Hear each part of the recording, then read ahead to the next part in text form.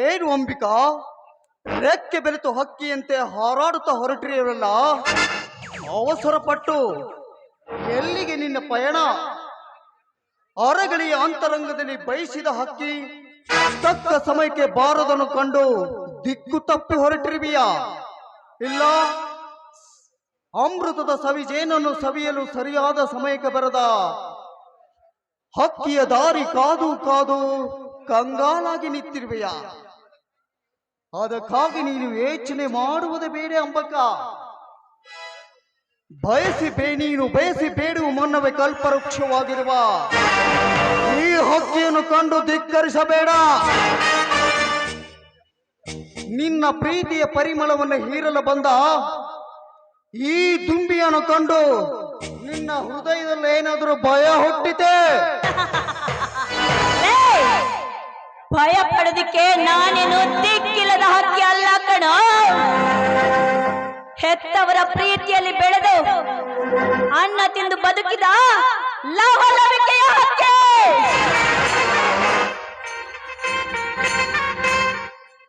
ನೋಡು, ಆಕಾಶದಲ್ಲಿ ಹಾರಾಡುವ ಹಕ್ಕಿಗಳಿಗೆ ನಿನ್ನಂತ ರಣಹದ್ದು ಕುಕ್ಕಿದ್ರೆ ನಾನು ನಿನ್ನಂತ ರಣಹದ್ದುಗಳ ಕೈಯನ್ನ ಕತ್ತರಿಸಿ ಹಾಕುವ ಆಟ ಮಾಡಿ ಹಾಕಿದನು. ಮಿಸ್ಟರ್ ಮಾಂತೇಶ್, 3 ವರ್ಷದಿಂದ ನೋಡ್ತಾ ಇದ್ದೀನಿ, ನನ್ನನ್ನೇ ಹಿಂಬಾಲಿಸ್ತಾ ಇದೀಯಾ. ನಿನ್ನ ಮೋಹದ ಜಾಲದಲ್ಲಿ ನನ್ನ ಸಿಲುಕಿಸೋದಿಕ್ಕೆ ನೋಡ್ತಾ ಇದೀಯ ಅಲ್ವಾ? ಎಂತ ದುರಾಸೆ ಕಣ ನಿಂದು. ನಿನ್ನ ದುರಾಸೆಗೆ ಬೀಳುವಂತ ಹೆಣ್ಣು ನಾನಲ್ಲ ಕಣೋ. ಅಲ್ಲ, ಹೆಣ್ಣಂದ್ರೆ ಏನಂತ ತಿಳ್ಕೊಂಡಿದ್ದೀರಾ? ಹಾ, ಮಾರುಕಟ್ಟೆಯಲ್ಲಿ ದೊರೆಯುವ ಹಣ್ಣು ಅಂತ ತಿಳ್ಕೊಂಡಿದ್ದೀರಾ? ಅಥವಾ ಬೋಟಿನಿಂದ ಒಡೆಯುವ ಮಣ್ಣಿನ ದೋರು ಅಂತ ತಿಳ್ಕೊಂಡಿದ್ದೀರಾ?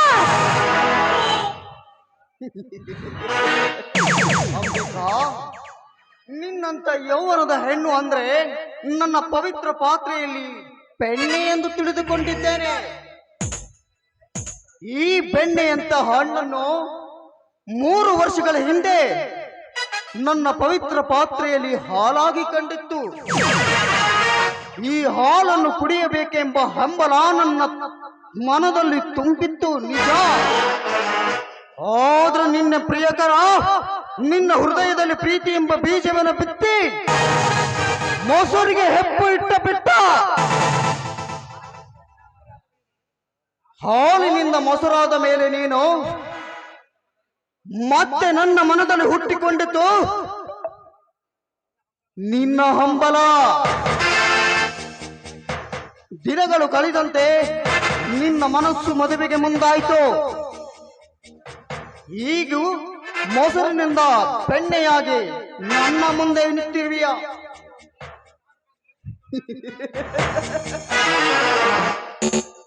ಈ ಹೊತ್ತು ನಾನು ಕಳೆದುಕೊಂಡರೆ ಮತ್ತೆ ನೀನು ತುಪ್ಪವಾಗಿ ಆ ದೇವರಿಗೆ ಮೀಸಲಾಗುವೆ.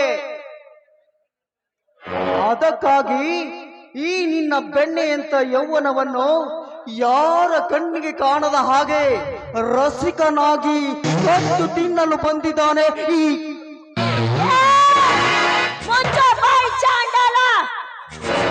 ಕಟುಕರ ಮಾತಿಗೆ ಹೆದರುವ ಹೆಣ್ಣಲ್ಲ ಕಡೆಯುಳು. ಹೆಣ್ಣು ತಿನ್ನಲು ಬಂದರು ಜಾತಿಯ ಬೇಕು ನೀನಾದರೆ ಬೆಣ್ಣೆ ಮುಚ್ಚಿರುವ ಈ ಪಾತ್ರೆ ಬಲು ಭದ್ರವಾಗಿದೆ. ಅಷ್ಟಾದರೂ ನೀನು ಬೆಣ್ಣೆ ತಿನ್ನಲು ಬಂದೆ ಅಂತಾದರೆ ನಿನ್ಗೆ ಸಿಗೋದು ಬೆಣ್ಣೆ ಅಲ್ಲ, ಬೆನ್ನಿಗೆ ಬೆತ್ತದ ಬರೆಗಳು.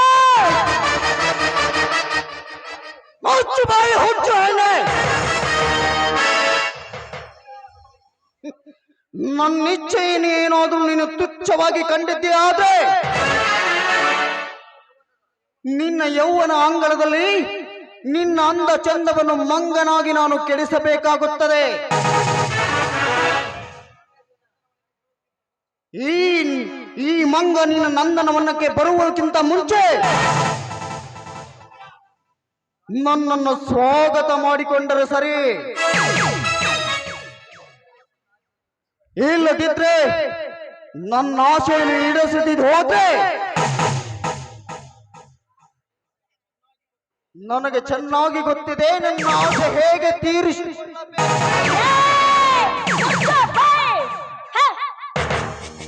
ಇಚ್ಛೆ ಇಲ್ಲದ ಹೆಣ್ಣನ್ನು ತುಚ್ಛ ಕಾರ್ಯಕ್ಕೆ ಕರೆದೆ ಅಂತಾದರೆ ನಿನ್ನ ಮುಂಡದಿಂದ ಸಾಕು.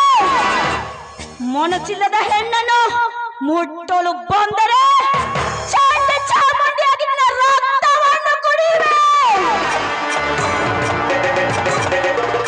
ಈ ಹೆಣ್ಣನ್ನು ಮುಟ್ಟಲು ಬರುವುದು ಒಂದೇ, ಹುತ್ತದಲ್ಲಿರುವ ಹಾವನ್ನು ಮುಟ್ಟುವುದು ಒಂದೇ. ಎಚ್ಚರ! ಈಗಲೇ ಎಚ್ಚರಿಕೆ ಕೊಡ್ತಾ ಇದ್ದೀನಿ, ಸ್ವಲ್ಪ ಮುನ್ನೆಚ್ಚರಿಕೆಯಿಂದ ಬದುಕೊಳ್ಳೆ. ಆಗ ನಿಲ್ಲಿಸೆ ನಿನ್ನ ಎಚ್ಚರದ ತತ್ವಗಳು ನನ್ನ ಚಪ್ಪಲಿಗೆ ಸಮ.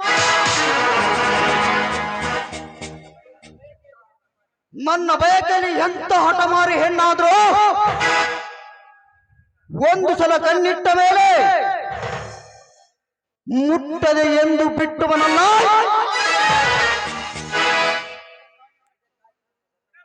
ಇದಕ್ಕಾಗಿ ನನ್ನ ಘಟ ಉರುಳಿದರೂ ಸರಿ, ಕಳೆದುಕೊಳ್ಳುವ ಹೇಡಿಯೇ ನಾನು ಅಲ್ಲ. ಹುತ್ತಿನಲ್ಲಿ ಹಾವನ್ನು ಕೆಣಕಿದರೆ ಆ ಹಾವಿನ ಹಲ್ಲನ್ನು ಕಿತ್ತಿ 10 ಹಾವುಗಳ ವಿಷ ಕೊಡುವ ತಕ್ಕಿಸಿಗುವಲ್ಲ ಧೈರ್ಯ ಮಾಂತೇಶನಲ್ಲಿದೆ. ಅಂದಾಗ ನೀನೊಂದು ಸಣ್ಣ ಜಾತಿ ಹೆಣ್ಣು ಹುಳ. ಕಂಡಂತೆ ಬೊಗಳಿ ಸಣ್ಣ ಜಾತಿ ಹೆಣ್ಣುಳ ಎಂದು ತಾತ್ಸಾರ ಪಡಬೇಡ ಕಣ. ಒಮ್ಮೆ ಭಾರತದ ಇತಿಹಾಸದ ಪುಟಗಳನ್ನು ತೆರೆದು ನೋಡು. ಅಮೃತ ಯುಗದಲ್ಲಿ ಬ್ರಹ್ಮನೋ ಋಷಿ ಮುನಿಯಾಗಲು ಬಯಸಿದ ವಿಶ್ವಾಮಿತ್ರ ಮೇನಕೆ ಎಂಬ ಹೆಣ್ಣಿಗಾಗಿ ಮಣ್ಣು ಮುಕ್ಕಿದ. ತ್ರೇತಾಯುಗದಲ್ಲಿ ಶಿವ ಭಕ್ತ ಎನ್ನಿಸಿಕೊಂಡಿರುವ ರಾವಣ ಸೀತಾಮಾತೆ ಎಂಬ ಹೆಣ್ಣಿಗಾಗಿ ಮಣ್ಣು ಮುಕ್ಕಿದ. ದ್ವಾಪರ ಯುಗದಲ್ಲಿ ದುಶ್ಯಾಸನ ಸೀತೆ ಎಂಬ ದ್ರೌಪದಿ ಎಂಬ ಹೆಣ್ಣಿಗಾಗಿ ಮಣ್ಣು ಮುಕ್ಕಿ ಹೋದ. ಈ ಕಲಿಯುಗದಲ್ಲಿ ಹೆಣ್ಣು ಹೆಣ್ಣು ಎಂದು ಆಸೆ ಬೀಳುವ ಮೂರ್ಖರೆಲ್ಲರೂ ಆಸ್ತಿ ಹಣ ಐಶ್ವರ್ಯ ಎಲ್ಲ ಕಳೆದುಕೊಂಡು ಮಣ್ಣು ಮುಕ್ಕಿ ಹೋಗಿದ್ದಾರೆ.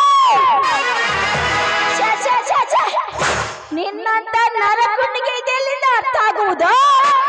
ಹೆಣ್ಣಿನ ಮನಸ್ಸು ಅಲ್ಲದ ಮೂರ್ಖನೇನು? ನಿನಗೆ ಹೇಳಿ ಅವಶ್ಯಕತೆ ಇಲ್ಲ, ಮೊದಲು ಇಲ್ಲಿಂದ ಹೊರಟು ಹೋಗು.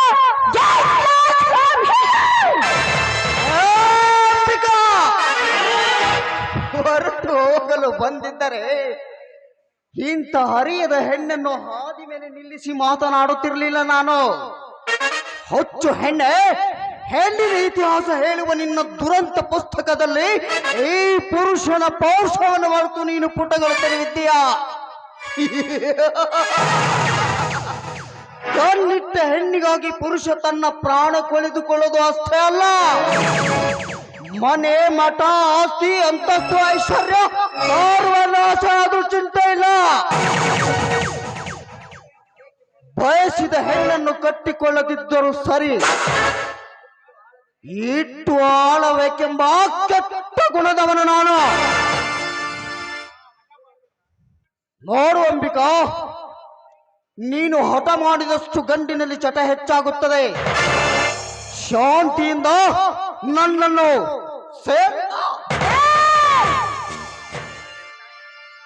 ಒಂದು ಹೆಜ್ಜೆ ಮುಂದಿಟ್ಟರೆ ನನ್ನೋಡೆ. ನೋಡು ಮಾಂತೇಶ್, ಸುಜ್ಞಾನವನ್ನು ಸುಡುವ ಈ ಹೆಣ್ಣನ್ನು ಕೆಣಕಬೇಡ. ಅಜ್ಞಾನದಿಂದ ಮುಂದುವರೆದಂತಾದ್ರೆ ನೋಡು, ನಿನ್ನ ಸಾವು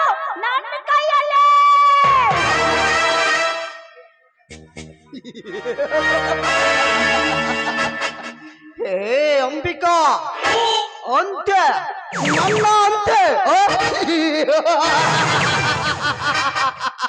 ನೋಡು ಅಂಬಿಕಾ, ನನ್ನ ಅಂತೆ ಕಾಣುವ ಮುನ್ನ ನನ್ನ ನಾಟಕದ ನಾಂದಿ ಪ್ರಾರಂಭವಾಗಿದೆ. ನನ್ನ ಪ್ರಥಮ ದೃಶ್ಯವೇ ನಿನ್ನ ಶೈಲಹರಣ.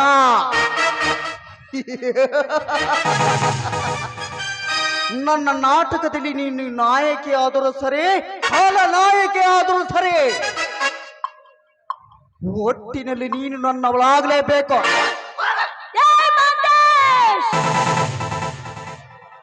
ದೂರ ಸರಿದು ನಿಂತು ಮಾತಾಡು. ಹಠಕ್ಕೆ ಬಿದ್ದು ಅವಮಾನ ಪಡಬೇಡ. ನನ್ ಮಾತು ಕೇಳು. ಮಾತು ಕೇಳುವುದು ಹೇಳುವುದು ಸಮಯವಲ್ಲ ಅಂಬಿಕಾ, ಇದು ನಾವಿಬ್ಬರು ಸರಸವಾಡುವ ಸಮಯ.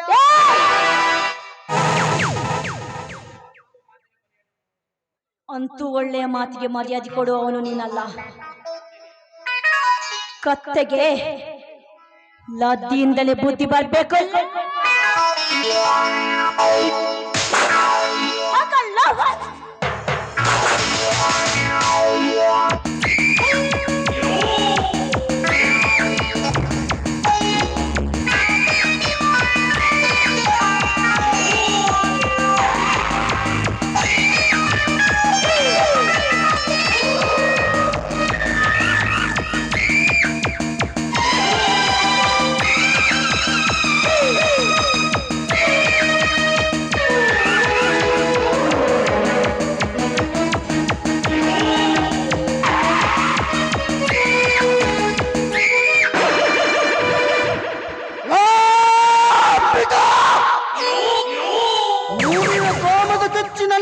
ಕೆನ್ನೆ ಮುಟ್ಟಿ ಮತ್ತಷ್ಟು ತಪ್ಪು ಮಾಡಿದೆ.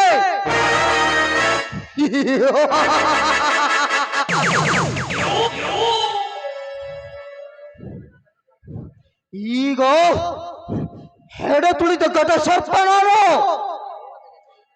ಯಾವ ಹೊತ್ತಿನಲ್ಲಿ ನಿನ್ನನ್ನು ಕಚ್ಚುವುದೋ ಗೊತ್ತಿಲ್ಲ ಅಂಬಿಕಾ.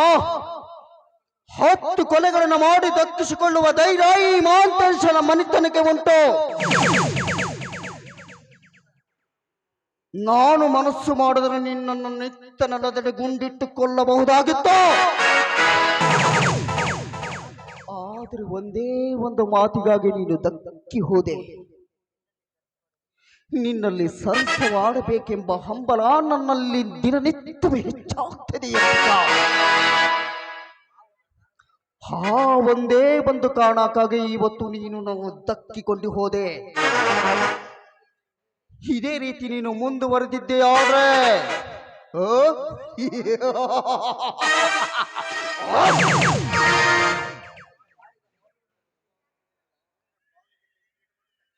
ನಿನ್ನ ಬೋಳಿಗೆ ಬೆಂಕಿ ಇಡುವುದು ಖಚಿತ ಅಂಬಿಕಾ. ಹೇ ಅಂಬಿಕಾ, ನೀನೆಷ್ಟೇ ನನ್ನನ್ನು ದ್ವೇಷಿಸಿದರೂ ನನ್ನ ಮನಸ್ಸು ಮಾತ್ರ ನಿನ್ನನ್ನು ಪ್ರೀತಿಸು ಅಂತ. ಎಲ್ಲಿ ಹೋದಿನಲ್ಲೇ ಬಾ ನನ್ನಲ್ಲಿಗೆ. I love